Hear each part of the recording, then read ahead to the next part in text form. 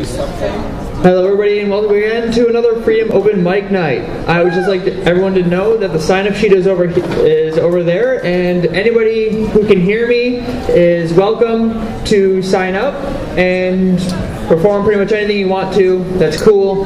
But first off, we'll get started off with Matthew T. McHenry. And everybody, give him a round of applause. Yeah.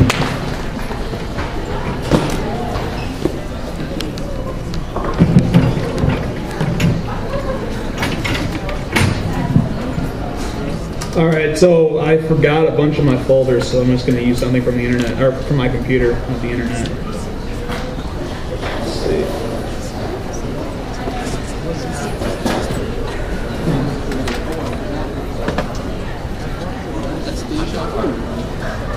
I hope this story is finished on this computer.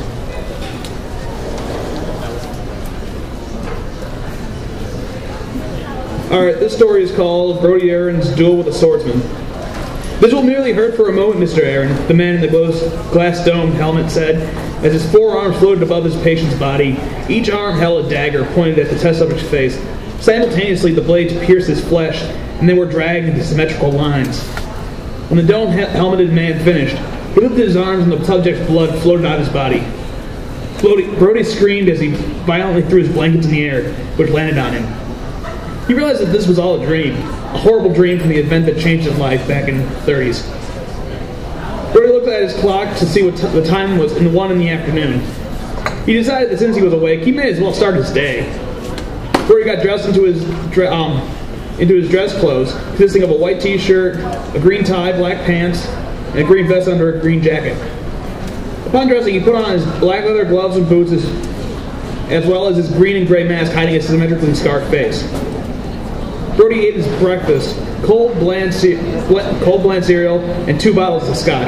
With his artificial stomach full, he picked up his sheathed rapier, which was attached to his small, olive-colored shoulder cape, and his revolver, and left his confined apartment to do his work. Brody strolled through the city to his favorite bar, where he would be given his next assignment.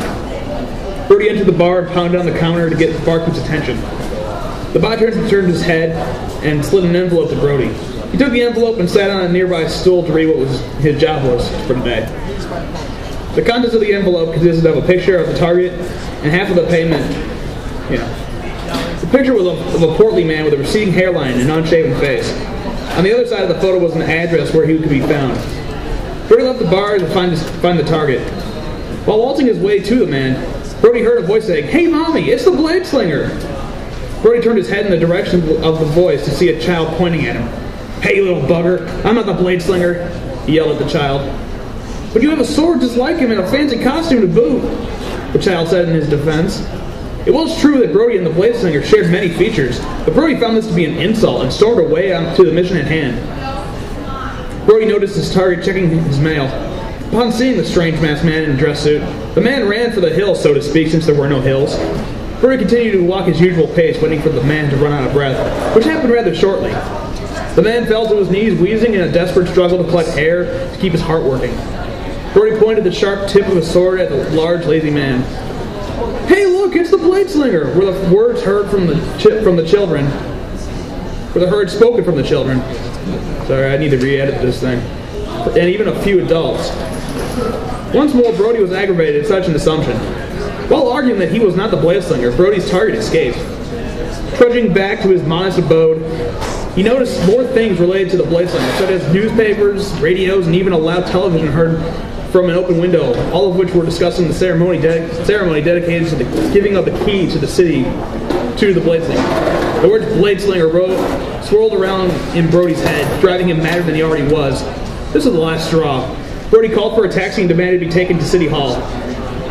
At City Hall stood a man with a full-face mask and a burgundy navy suit.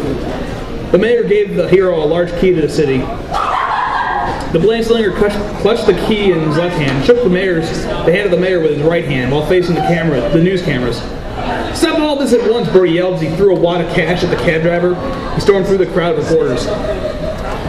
"I challenge you for the right to wear that costume," Brody said, as he pointed a gloved finger at the other masked man. I'm sorry, who are you? The blade slinger asked. I'm the guy who had this style long before you. I've been just like this since 42.